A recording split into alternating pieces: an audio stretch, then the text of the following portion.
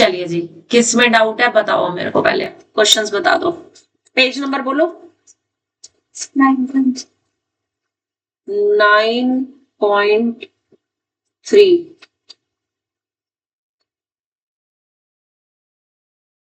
9.3।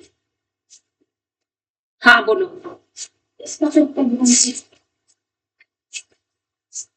Fifth example में अ 12 metre high tree, ये तो मैंने बता दिया था। ट्री वाला बताया नहीं था कि वो ब्रेक हो गया बीच में से। एक्सरसाइज। अच्छा, a tree 12 meter high is broken by the wind in such a way that its top touches the ground and makes an angle 60 degree with the ground. लो जी, एग्जाम्पल 5 में एक बना लो ट्री। ये बना लिया ट्री जिसकी की हाइट आपको दे रखी है कितनी, 12 मीटर। ठीक है, 12 मीटर दे रखी है। अब जब ये टूटेगा तो जितना पार्ट ये होगा उतना ही पार्ट ये होगा, होगा कि नहीं होगा? यानी कि अगर इस इतने पार्ट को मैं x बोल दूं तो यानी ये वाला पार्ट भी कितना हुआ x, तो नीचे वाला पार्ट मेरे पास 12 माइनस एक्स रह जाएगा कि नहीं? आप इसका दूसरा वर्जन भी कर सकते हो, क्या कि जब ये टूटेगा आप नीचे वाले पार्ट को x ले लो तो ऊपर वाला पार्ट रह जाएगा 12 माइनस एक्स और वही मेरे पास ये हो जाएगा। योर विश, आप दोनों में से कुछ भी कर सकते हो, सेम आंसर आएगा। हाँ, सेम ही आंसर आएगा, कोई भी काम कर सकते हो इसमें। ठीक है, इतना समझ आ गया?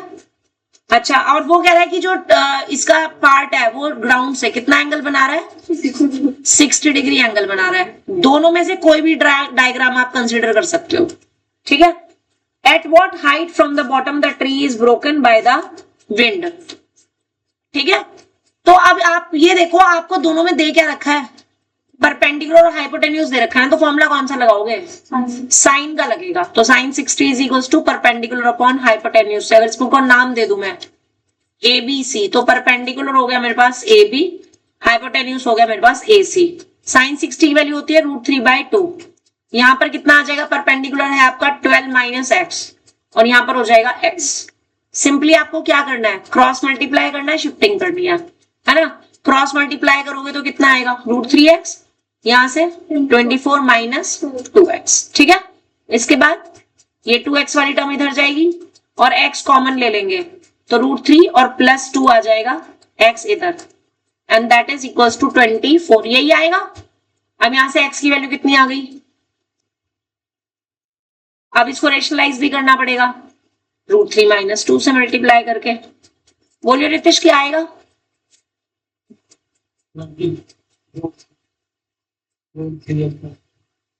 ऊपर तो मल्टीप्लाई सिंपल हो जाएगी, नीचे आइडेंटिटी लगेगी, क्या आएगी,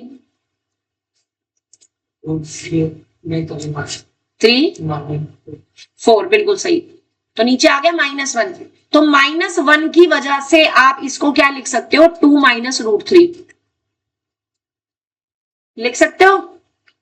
माइनस की वजह से आप इसको क्या लिख सकते हो, 2 माइनस √3, और √3 की वैल्यू दे रखी है, कोई नहीं दे रखी, तो बस यही आपका आंसर होगा, इतने मीटर। और पूछ रहा है वो at what height from the bottom the tree is broken by the wind. तो आपको अपने क्वेश्चन के अकॉर्डिंग 12 माइनस एक्स की वैल्यू निकालनी है, तो 12 minus x is equal to आ जाएगा 12 minus 24 into 2 minus √3, bracket open कर दो, 12 माइनस 24 2 जा माइनस माइनस प्लस 24 √3, इसको माइनस करोगे कितना आएगा, माइनस के 36 प्लस के 24 √3। आंसर इन्होंने शायद डेसिमल में दिया हुआ है,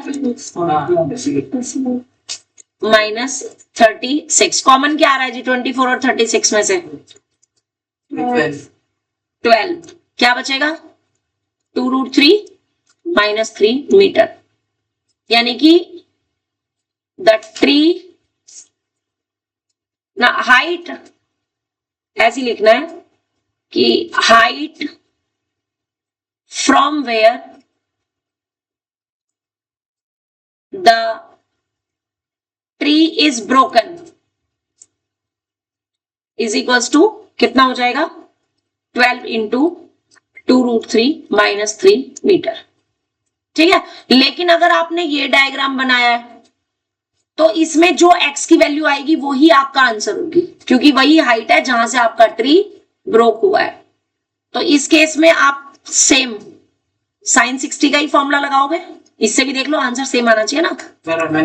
हाँ, sin 60 इज इक्वल टू कितना आ जाएगा परपेंडिकुलर अपॉन हाइपोटेन्यूज। sin 60 कितना होता है √3/2 x और 12 माइनस एक्स। ठीक है, क्रॉस मल्टीप्लाई कर दो, क्रॉस मल्टीप्लाई करोगे तो √3 की मल्टीप्लाई आएगी 12 माइनस एक्स में और इधर आ जाएगा 2x। ब्रैकेट ओपन करो, 12√3 minus √3x is equal to 2x। ये चला जाएगा इधर प्लस में और x ले लेंगे कॉमन 2 प्लस √3 और यहां क्या बचेगा 12√3, यही बचेगा। अगले स्टेप में 12√3 के अपॉन में आ जाएगा 2 प्लस √3, जिसको रेशनलाइज करने के लिए 2 माइनस √3 चाहिए। तो x की वैल्यू कितनी आ जाएगी 12√3, ऊपर आएगा 2 माइनस √3 और नीचे 2 का स्क्वायर 4 और माइनस √3 का स्क्वायर 3। तो यहां से भी x की वैल्यू कितनी आ गई 12√3 इंटू 2 माइनस √3। ठीक है, अब आप देख लो दोनों से आपका सेम आंसर आ रहा है कि नहीं। ठीक है, तो अगर आप हाइट को, वो पूछना है कितनी हाइट से पेड़ टूटा, उसी को अगर डायरेक्ट x मान लो तो आपका डायरेक्ट आंसर आ जाना है। तो आई विल सजेस्ट यू कि ये वाला पार्ट करना, ताकि आपको याद, पता नहीं ना लास्ट में बाद में भूल जाए बच्चा कि x निकाल लिया वही आंसर है। तो फिर इस वाले पार्ट में इसके ना करने के नंबर कट सकते हैं। तो आई सजेस्ट यू कि आप डायग्राम भी कौन सा बनाओ, ये राइट साइड वाला, ये डायग्राम बनाओ और यहां से वो x की वैल्यू पूछ रहा है कि कितनी हाइट से पेड़ टूटा है, तो वो हाइट निकालनी है। Is that clear? Note it down. और इसके अलावा और कोई डाउट हो तो वो भी पूछ सकते हो। पहले नोट कर लो इसको, पहले नोट कर लो सब लोग।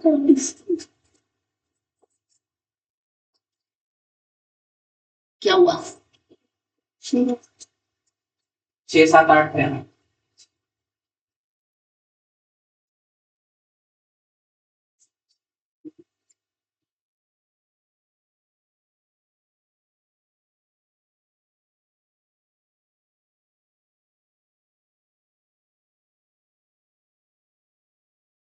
हाँ जी, हो गया। दिव्यांश तुमने लिख लिया? और कौन सा डाउट है? सेकंड एग्जाम्पल है। सेकंड एग्जाम्पल में क्या था? वो बड़ा सस्ता सा था। चलो पढ़ो जरा खुशी, सेकंड एग्जाम्पल पढ़ो।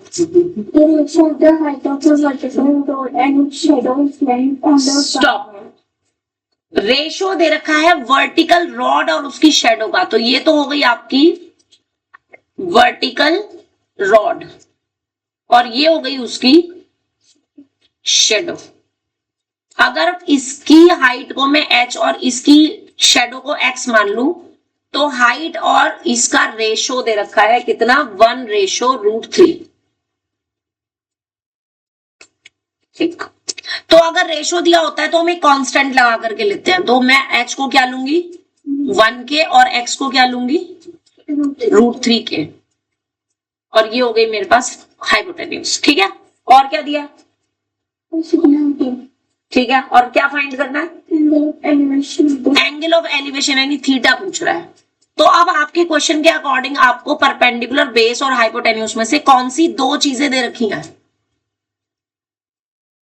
क्यों इस ट्राइंगल में ये क्या चीज है?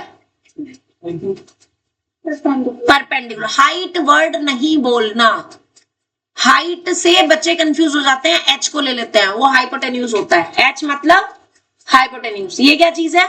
Perpendicular. What is it? Perpendicular. ये क्या है? बेस। अब परपेंडिकुलर और बेस में कौन सा फॉर्मूला पढ़ा है हमने? tan का। तो फॉर्मूला लगेगा tan theta is equal to perpendicular upon base. अब परपेंडिकुलर कितना है h, बेस कितना है x, वैल्यू कितनी है इसकी 1 के, इसकी √3 के से के कट गया, कितना आ गया 1/√3। 10 में किसकी वैल्यू होती है 30 डिग्री की, तो एंगल कितना आ गया, इतना नन्ना सा क्वेश्चन था ये और सिर्फ 1 मार्क में आएगा। कहाँ अटके थे तुम?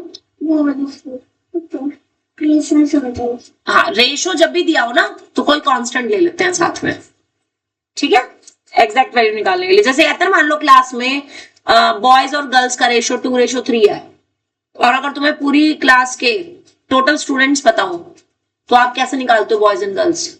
उस टोटल स्टूडेंट को कांस्टेंट है वो, तो उसी से मल्टीप्लाई कर देते हैं रेशो की, वहां से आपके पास क्या आ जाता है, number of boys and girls आ जाते हैं, है ना। और अगला कौन सा डाउट है जी? Any other doubt? और कोई डाउट तो नहीं है? आगे बढ़े, ठीक है, चलिए फिर नेक्स्ट आ जाओ। मैंने एक्सरसाइज का कराया था आपको लास्ट, जो हमने कल किया था, क्वेश्चन नंबर 9 तक हो चुके ना हमारे। चलिए 10th पे आ जाओ, question number 10 exercise 9.1 question number 10। Question को ध्यान से सुनना। अब की बार ना ऑब्जर्वर की हाइट भी कंसीडर की गई है और ऐसे क्वेश्चन ज्यादा आते हैं पेपर में, ठीक है। और देख लो, वैसे भी इसमें लिखा भी हुआ है, ये लिखा हुआ है 2025 में ये 10th क्वेश्चन पर्टिकुलरली आया है। आप पहले सिर्फ समझेंगे, कोई लिखेगा नहीं, क्योंकि क्वेश्चन की लैंग्वेज को पढ़ के डायग्राम हमें खुद बनाना है, डायग्राम दिया नहीं होगा। बात समझ आ रही है? तो क्वेश्चन की लैंग्वेज पढ़नी है, एक एक लाइन पढ़ेंगे और उतना उतना ही ड्रॉ करेंगे, ठीक है। पुलकित फर्स्ट लाइन पढ़।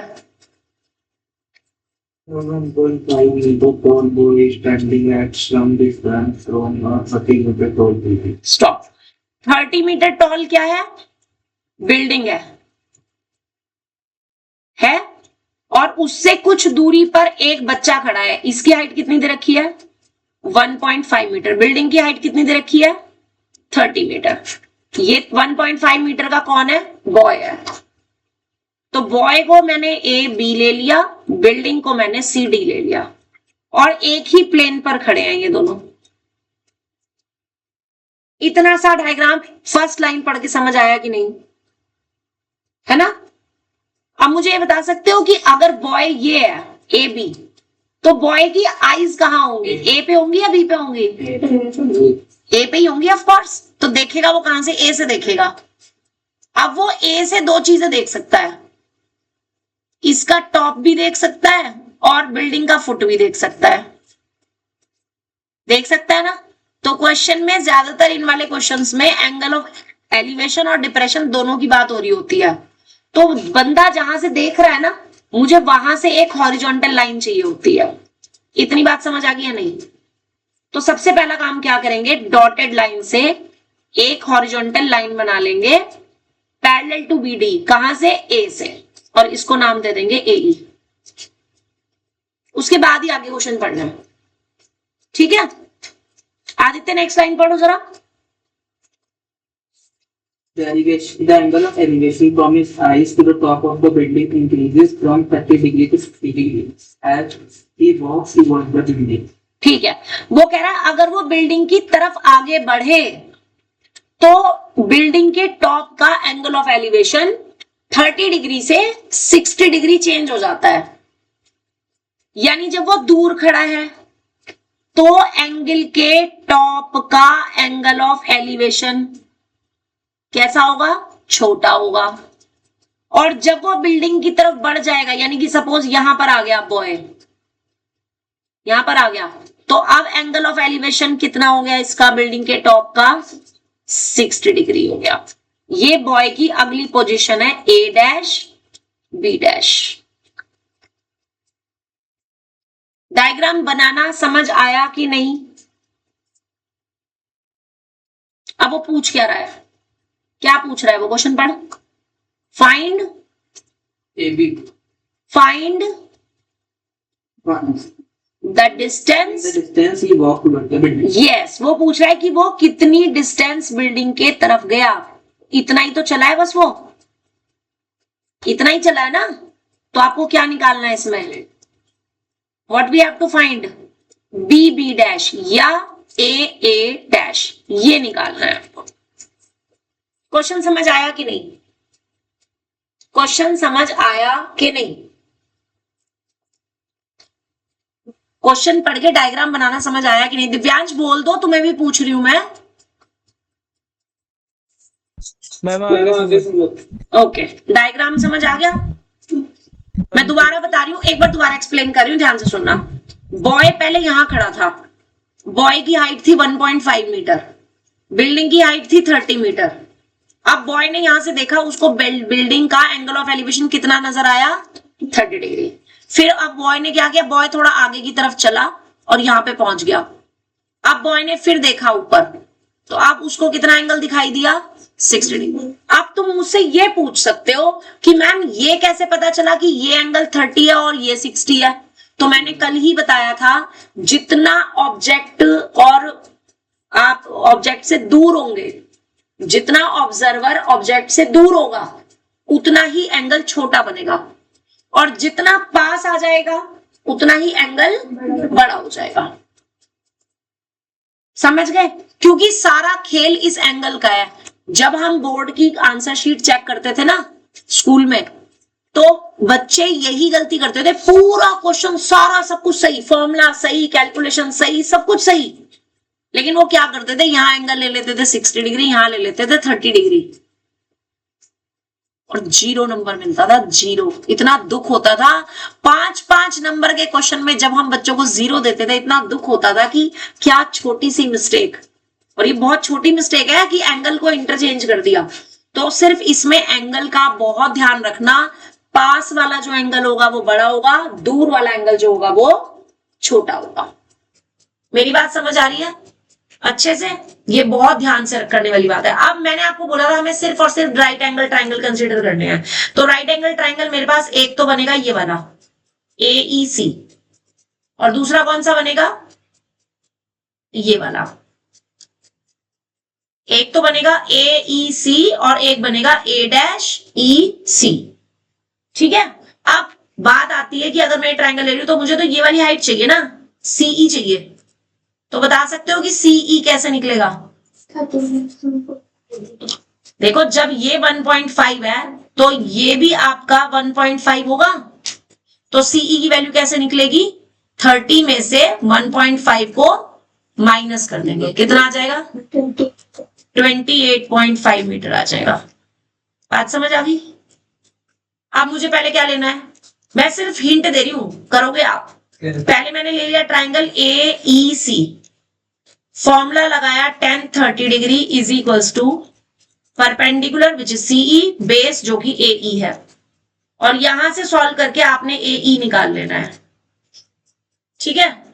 फिर आपने लेना है ट्राइंगल A-EC, उसमें फॉर्मूला लगाओगे tan 60 डिग्री का, परपेंडिकुलर है CE, बेस हो जाएगा A-E। ठीक है?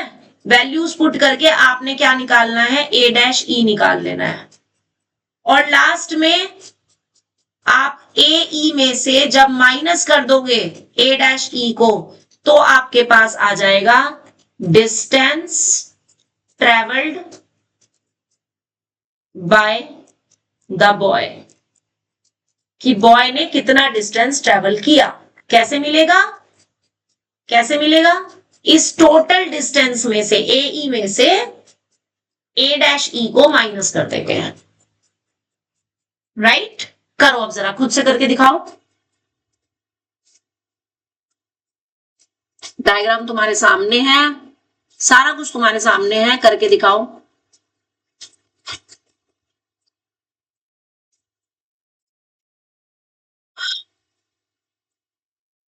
रितिश तुम मुझे बताओगे AE की वैल्यू कितनी आएगी, पुलकित तुम मुझे बताओगे A-E की वैल्यू कितनी आएगी। ठीक है?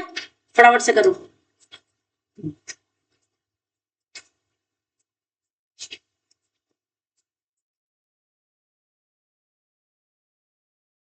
आगे से सब लोगों ने ना ये रजिस्टर लेना है, हॉरिजॉन्टल रजिस्टर, तो आपको पहले से ही हैबिट हो जाएगी एग्जामिनेशन शीट में काम करने की। ठीक है? ओम कह रहा है बिल्कुल नहीं लूंगा, ऐसे कर रहा है ओम कि बिल्कुल नहीं लूंगा। पीछे तो मिला लिया था बहुत जल्दी खत्म हो जाता है। तो अभी नहीं पता। अरे उससे थोड़ी ना फर्क पड़ता है, ये भी तो देखो आपकी हाथ सेट हो जाता है इस पे। ऐसे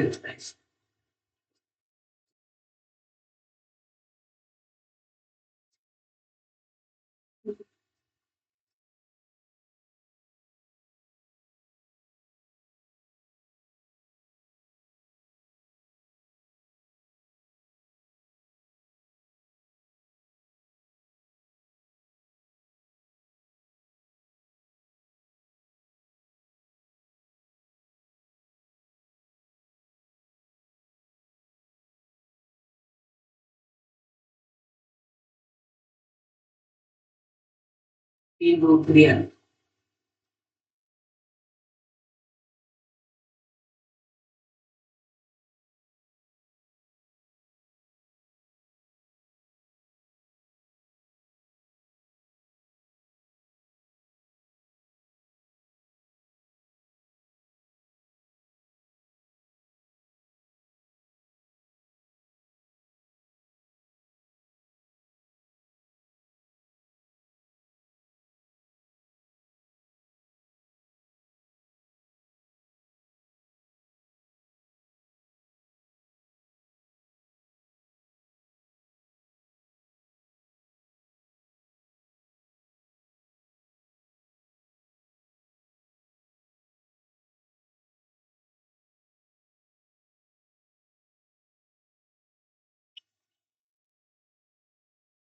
एक नंबर लिखना 87646 07050।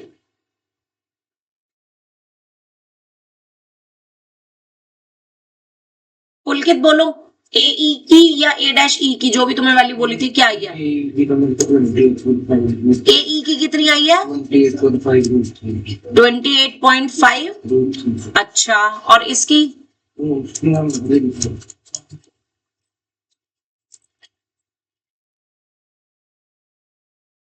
इसकी 28.5 अपॉन रूट 3 आ रही होगी।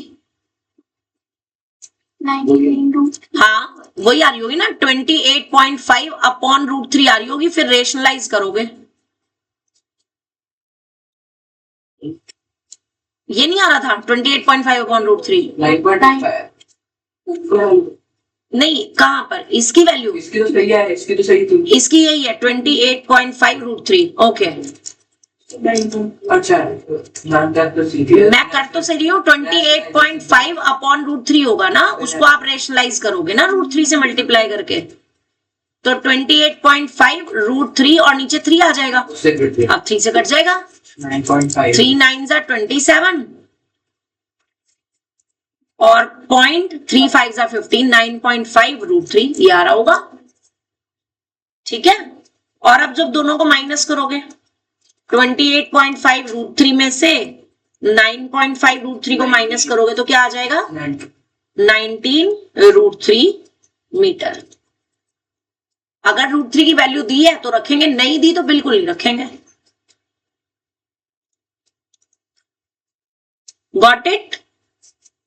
आगे आप देखो, बिल्कुल इसी के जैसा ना एग्जाम्पल्स में निकालो। एग्जाम्पल 6 है, एग्जाम्पल 6 में भी देखो बंदे का हाइट दे रखी है, जरा मुझे करके दिखाओ फटाफट से। एग्जाम्पल 6, क्या बात है, एडवांस चल रहा है बच्चा। घर से करके आया है।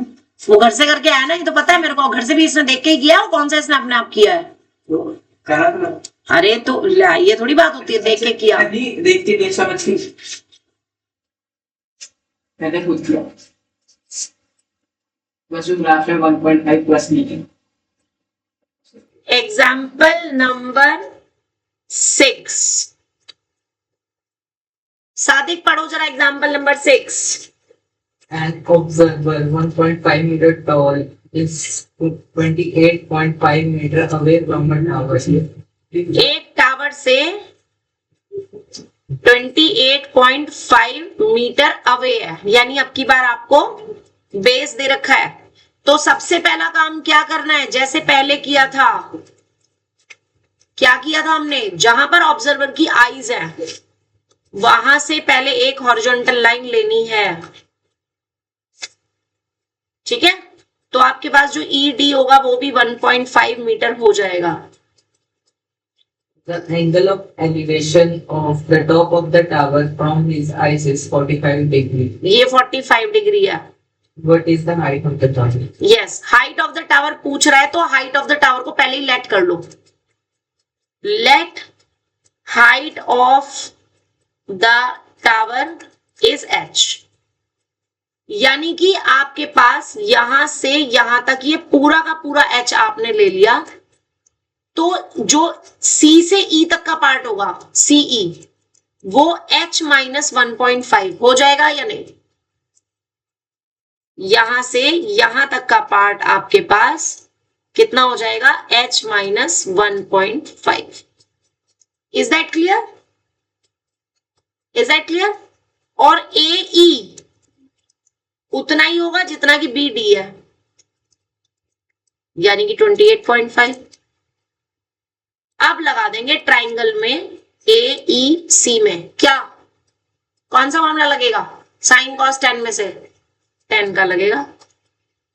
10 45 degree is equal to, perpendicular है CE, बेस है AE, राइट। रितेश कितनी वैल्यू होती है 10 45 डिग्री की? 1।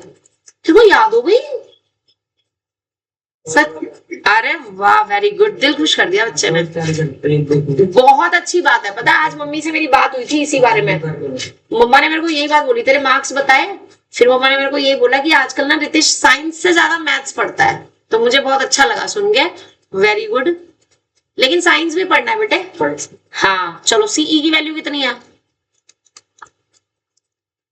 इतनी, और AE कितना, 28.5। तो जब आप क्रॉस मल्टीप्लाई करोगे तो H की वैल्यू 28.5 और प्लस 1.5 से 30 मीटर आ जाएगी। Easy PG. चलो नेक्स्ट आ जाओ।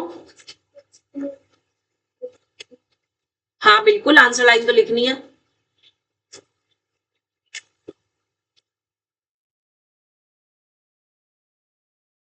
Like this is 30 meter.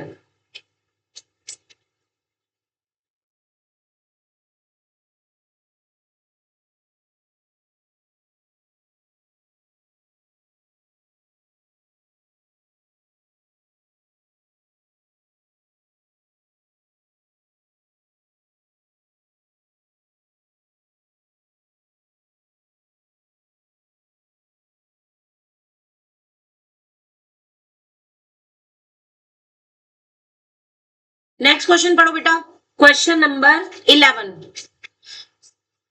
Ishanvi पढ़ो।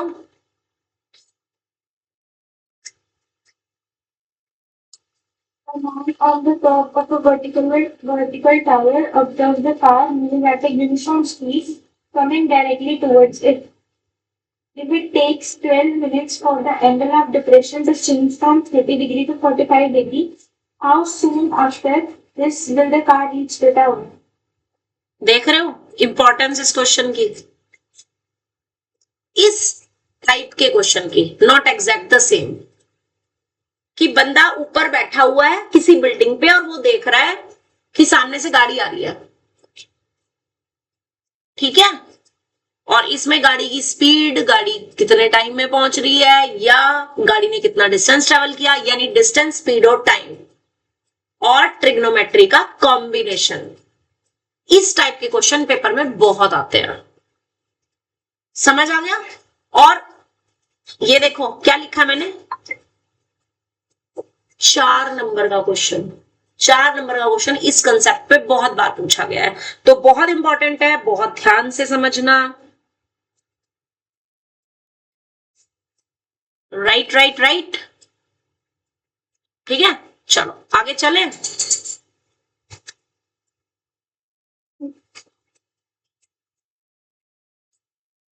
एक बार लाइन, फर्स्ट लाइन पढ़ के स्टॉप हो जाना, ठीक है। एंड ऑब्जर्व, क्या है, a man, Vertical tower. Stop.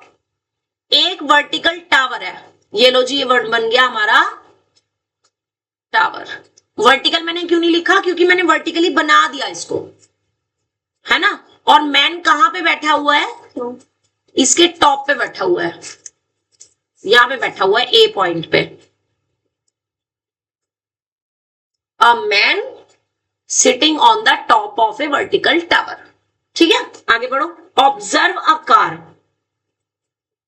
Moving at a uniform speed coming directly towards it. अब ये नहीं है कि कार ऐसे ऊपर चल रही है, कभी सोचो कि कार ऐसे आ रही है ऊपर, यहां नहीं आएगी। कार कैसे जाएगी, कार ये मैं पता क्यों बता रही हूँ, ये लास्ट ईयर की बात है, मेरे बैच की बात है, मैंने क्वेश्चन टेस्ट में दे दिया और रिसेंटली मुझे याद आया उस बच्चे ने पता क्या किया, यहां पे उसने कार बना दी प्रॉपर ऐसे और मैं सोच रही हूँ, मैंने उसे पूछा स्पेशली, मेरी कार ऐसे ऊपर कैसे हवा में चलेगी तो कार जो है वो पता है बिल्डिंग की तरफ आ रही है, ठीक है, ध्यान रखना इस चीज को। यहां से कार आ रही है इस डायरेक्शन में टुवर्ड्स इट, मतलब जिस टावर पे वो बैठा है ना उस टावर की साइड आ रही है car at a uniform speed. तो जो इसकी स्पीड है उसको सपोज मैंने यू लेट कर लिया, स्पीड को यू या वी कुछ भी लेट कर सकते हैं, ठीक है। आगे पढ़ो। It takes 12 minutes for the angle of depression to change from 30 degree to 45 degree. Stop, यानी जब कार यहां पर है तो मैन ने जब इसका एंगल देखा, और एंगल ऑफ डिप्रेशन की बात हो रही है, तो मैन जहां से देख रहा है वहां से हॉरिजॉन्टल लाइन जाएगी और एंगल नीचे की तरफ बनेगा, तो ये एंगल 30 डिग्री था, ठीक है। लेकिन जब कार यहां पर पहुंच गई, अब कार की पोजीशन ये हो गई, तब मैन ने देखा कि उसका एंगल ऑफ डिप्रेशन कितना हो गया है, 45 डिग्री, राइट। और कार को यहां से यहां तक आने में अगर कार की पोजीशन को मैं इस वाली पोजीशन को सी बोल दूं और यहां पर डी बोल दूं, तो सी से डी तक का जो टाइम लगा वो कितना लगा, 12 मिनट्स लगा, राइट। अब मेरी बात ध्यान से समझना, क्योंकि इसमें एंगल ऑफ डिप्रेशन वर्ड दिया है और आपको ये मालूम है कि एंगल ऑफ डिप्रेशन जितना होता है उतना ही एंगल ऑफ एलिवेशन होता है। क्यों, क्योंकि ऑल्टरनेट इंटीरियर एंगल्स हैं, बताया था। तो कुछ बच्चे क्या करते हैं कि यहां पे ये तो बनाते नहीं है, बस यहीं पे लिख देते हैं 30 डिग्री 45 डिग्री, तो उनको इस क्वेश्चन का कोई भी नंबर नहीं मिलेगा, चाहे भले ही आपका आंसर सही आ रहा हो। अगर आपका डायग्राम गलत है, आपने ये एंगल ऑफ डिप्रेशन शो नहीं किए, तो आपको 00 मिलेगा, कुछ नहीं मिलना इस क्वेश्चन में। हालांकि तुमने सही किया है, 30 डिग्री यहां लिया, 45 डिग्री लिया, एक बार ये वाला ट्राइंगल लिया, एक बार ये बड़े वाला ट्राइंगल लिया, कर तुम सब कुछ सही रहे हो, आंसर भी तुम्हारा करेक्ट आएगा, लेकिन तुम्हें नंबर कुछ नहीं मिलने के। क्यों नहीं मिलने के, क्योंकि आपने एंगल ऑफ डिप्रेशन दिखाया ही नहीं। मेरी बात समझ आ गई। तो एंगल ऑफ डिप्रेशन में हमें ये ऊपर से नीचे की तरफ जो एंगल बनते हैं उनको क्या बोलते हैं, एंगल ऑफ डिप्रेशन बोलते हैं ना। तो हमें ये दिखाना कंपलसरी होता है। इतनी बात समझ आ गई, आगे बढ़े, चलो जी। अब तो अब देखो, अगर आपके पास ये एंगल 30 है, तो यानी ये वाला एंगल भी कितना होगा और ये वाला एंगल भी कितना होगा, 45 degree, due to alternate interior angle. तो मुझे इसे अलग से लिखने की जरूरत नहीं होती है, इस टाइप के क्वेश्चंस में लिखने की जरूरत नहीं होती है। हाँ, जब हम ट्राइंगल्स वाला चैप्टर पढ़ेंगे या सर्कल्स के प्रूविंग वाले क्वेश्चंस पढ़ेंगे, उसमें हमें रीजन लिखना होता है कि ये ऑल्टरनेट इंटीरियर है या कॉरस्पॉन्डिंग है या को इंटीरियर है या वर्टिकली अपोजिट एंगल है, वहां हमें लिखना जरूरी है। यहाँ नीड नहीं है। यहाँ अगर आपने ये चीज दिखा दी तो आपने ये लिखा directly, it will be considered, right. आगे पढ़ो। हाउ सून आफ्टर दिस, यानी इसके बाद, will the car reach the tower, यानी कार को यहां से यहां तक जाने में कितना समय लगेगा। डायग्राम में मैंने सब कुछ लिख दिया, अब मुझे अलग से वर्ड्स में कुछ भी लिखने की जरूरत नहीं है। ठीक है, टावर की हाइट वाइट कुछ दी है कि नहीं, इसीलिए तो ये क्वेश्चन इंपॉर्टेंट है और इसीलिए ये क्वेश्चन बच्चे छोड़ के आते हैं। बताऊं क्यों? वो कहते हैं परपेंडिकुलर नहीं दिया, बेस नहीं दिया, हाइपोटेन्यूज नहीं दिया, तो बच्चे क्या बोलते हैं घर आकर के, मैम मम्मा क्वेश्चन ही गलत आया था, पेपर में क्वेश्चन में इनकम्प्लीट क्वेश्चन था, उन्होंने दिया ही नहीं कुछ भी क्वेश्चन में। समझ रहे हो? तो ये मोस्टली बच्चे करते हैं। तो अब हमने इसमें क्या करना है, ध्यान से सुनना। टावर की हाइट को क्या लेट कर लेंगे, h, ठीक है। अब इस डिस्टेंस को क्या लेट कर लेंगे, x, इधर वाले डिस्टेंस को क्या लेट कर लेंगे, y, राइट। जो चीज नहीं दी है वो हमने लेट कर ली है। तो अब हमारा ये मतलब नहीं है कि मुझे h, x या y की वैल्यू निकालनी है, मुझे h, x और y की मदद से सिर्फ d से b तक जाने का टाइम निकालना है। और टाइम का फॉर्मूला होता क्या है, what is the formula of time, yes, distance upon speed. अब डिस्टेंस d से b तक की कितनी हुई, db, db यानी कि x, और स्पीड कितनी थी, u, तो मुझे बेसिकली x अपॉन u की वैल्यू निकालनी है, तो मेरे पास आंसर आ जाएगा। Got it? x डिस्टेंस मैंने db को लेट किया है, तो जिसको मैं लेट कर रही हूं मैं यहां पे लिखूंगी। मैंने ab को क्या लेट किया है, h, db को क्या लेट किया है, x, cd को क्या लेट किया है, y। दे रखा है? जिस जगह मैंने जो चीज लिखी, अगर आप उसी जगह वो चीज लिखते हो तो आपको कम से कम लिखना पड़ेगा और आप टीचर आपका क्वेश्चन समझ जाएगी।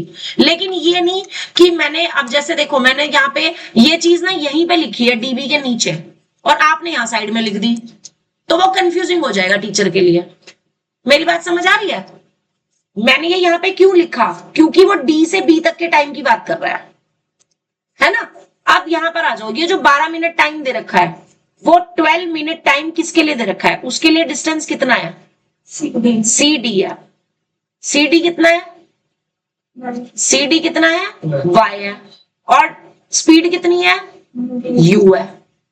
तो इसको आपने इक्वेशन नंबर 1 डाल दिया। ये आपकी मेन इक्वेशन है जिसका हम यूज करेंगे। बात समझ आ गई? बात समझ आ गई? अब आ जाओ असली क्वेश्चन पे।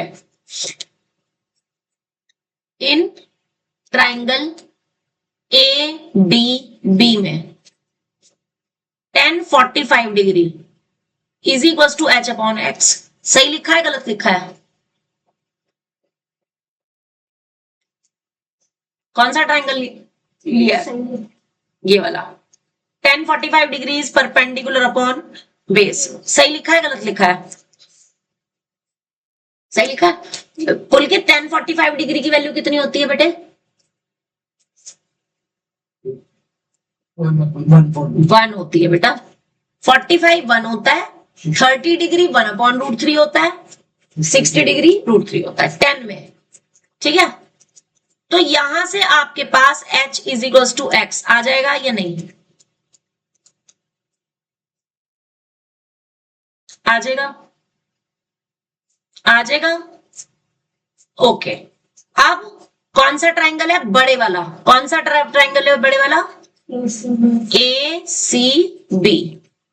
तो next in triangle A C B में tan 30 degree is equal to h upon x plus y। अब बताओ ठीक लिखा है कि नहीं, परपेंडिकुलर h है और बेस में पूरा है, y वाला पोर्शन भी है x वाला पोर्शन भी है, तो दोनों को ऐड करके लेंगे। अब tan 30 डिग्री की वैल्यू कितनी होती है खुशी,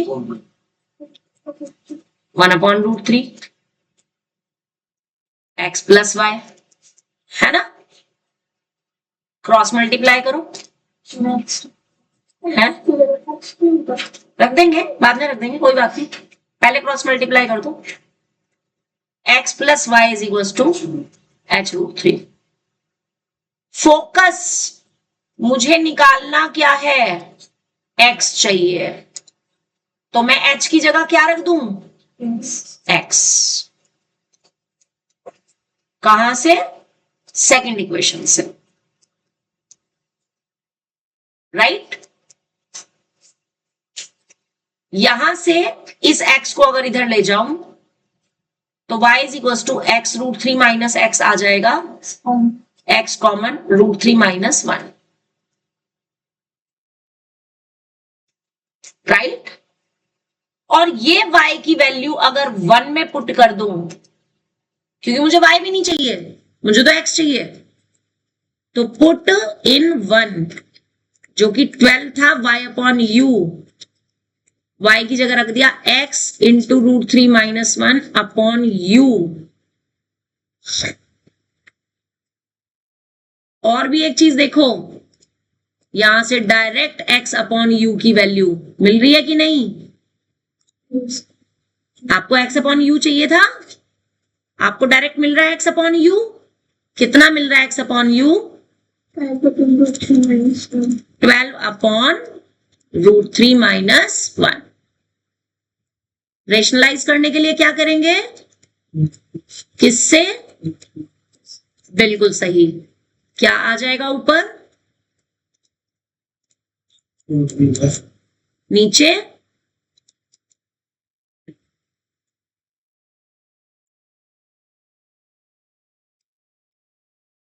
तो आपके पास 6 इंटू √3 प्लस 1, किसकी वैल्यू आई है, ये x अपॉन u की, और यही किसकी वैल्यू है, time to reach the foot of the tower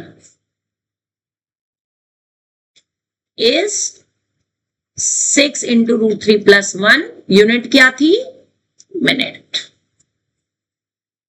ये ऐसा क्वेश्चन है, ज्यादातर सब ये समझ लो 200% चांसेस है इस पर्टिकुलर क्वेश्चन के एग्जाम में आने के, और इंपॉर्टेंस इसकी क्यों है वो मैं तुम्हें बता चुकी हूं, क्योंकि इसमें कुछ भी नहीं दिया, ना टावर की हाइट दी, कार कितनी डिस्टेंस पे है वो भी नहीं दिया, कोई बेस नहीं दिया, कोई परपेंडिकुलर नहीं दिया, कोई हाइपोटेन्यूज नहीं दिया।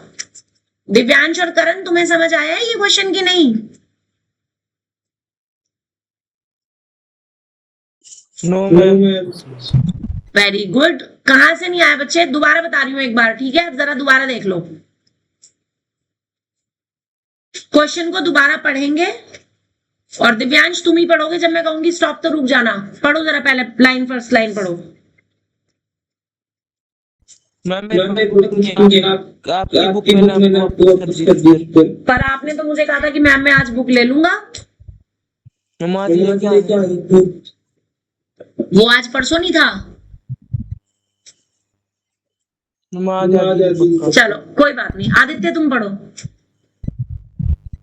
A man on the top of the vertical tower observes a car moving at a uniform speed coming directly towards it. If it takes 12 minutes for the angle of depression to change from 50 degree to 45 degree. हाँ आदित्य, नहीं Divyansh, Divyansh, yes ma'am. मैंने इस page की ना pick डाल दी है group में, okay. तेरे को क्वेश्चन इसीलिए नहीं समझ आया क्योंकि क्वेश्चन तेरे पास है ही नहीं। आप जरा ध्यान से समझ, वो कह रहा है कि एक आदमी टावर के ऊपर बैठा हुआ है यहाँ पे, ठीक है, और वो एक कार को देख रहा है, और वो कार जो है वो बिल्डिंग की तरफ, इस टावर की तरफ आ रही है, और उसने क्या ऑब्जर्व किया कि कार को, जब कार का एंगल ऑफ डिप्रेशन 30 डिग्री था, तब से 45 डिग्री एंगल ऑफ डिप्रेशन होने तक इस कार को आने में कितना टाइम लगता है, 12 मिनट का टाइम लगता है। कार एक यूनिफॉर्म स्पीड से आ रही है, यूनिफॉर्म स्पीड मतलब speed can't be change, constant है ये स्पीड, स्पीड चेंज नहीं होगी जब तक कार यहां तक नहीं पहुंच जाती बी पॉइंट तक, तब तक कार की स्पीड यही रहेगी। ये मतलब होता है यूनिफॉर्म स्पीड का, समझ आ रहा है? तो जब कार यहां थी तो उसका एंगल ऑफ डिप्रेशन 30 डिग्री दे रखा था, तो वही यहां पर एंगल बनेगा, क्योंकि एंगल बन जाएंगे ये ऑल्टरनेट इंटीरियर एंगल। ये साइड इसके पैरेलल है और ये ट्रांसवर्सल है, तो जितना एंगल ये होगा उतना ही ये वाला होगा। बोलो समझ आ गया कि नहीं? मैम। हाँ, और दूसरा, जब कार यहां पर पहुंच गई तो उसका एंगल ऑफ डिप्रेशन 45 बन गया, तो ये वाला एंगल भी कितना बन जाएगा? 45। आपको पूछ रहा है कि कार को फर्दर इसके बाद बॉटम तक पहुंचने में कितना टाइम लगेगा। तो हमने क्या किया, इसमें हाइट को h लेट कर लिया, इस डिस्टेंस को x मान लिया और इस डिस्टेंस को y मान लिया। तो टाइम का फॉर्मूला होता है डिस्टेंस अपॉन स्पीड। अब यहां से यहां तक जाने में डिस्टेंस तो हुआ x और स्पीड कितनी थी? u, तो टाइम कितना लगेगा? x upon u। अब बताओ इतना समझ आया कि नहीं?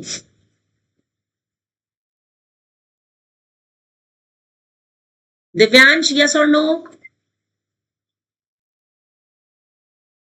Yes ma'am. ओके, और यहां से यहां तक जाने में उसको 12 मिनट लग रहे हैं। सेम फॉर्मूला लगाया, डिस्टेंस अपॉन स्पीड। डिस्टेंस है y, स्पीड है u और टाइम है 12 मिनट। तो यही फर्स्ट इक्वेशन आएगी या नहीं, ये बताओ।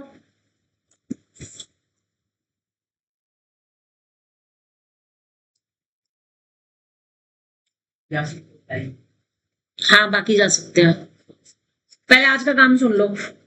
आज का काम है आपका up to question number 15। Up to question number 15 you have to try. कल हम डिस्कस करेंगे, और अगर 15 तक क्वेश्चन नहीं हो रहे हैं तो आपने सिर्फ एग्जांपल्स करने हैं, क्वेश्चन को हाथ नहीं लगाना। कल तो टेस्ट है, किसने मना किया? मंडे को ले लेंगे टेस्ट मंडे। संडे को देना, अगर कल नहीं दे सकते, मैंने बनाया ही नहीं टेस्ट अभी। अरे सब लोग एक दिन दो ना, फिर 2-2 दिन क्यों लगा रहे हो? पहले एक बात बताओ, कल टेस्ट किस किस को देने में समस्या है, पहले बताना जरा। हम कल देंगे। कल सब तैयार हैं टेस्ट देने के लिए? रितेश, वैसे भी हमारा डे तो कल का ही है, तो मंडे क्यों ले, हम कल लेंगे टेस्ट, कल ही लेंगे कल, ठीक है? दिव्यांश बता, अब ये चीज क्लियर हुई क्वेश्चन 1 तक? यस।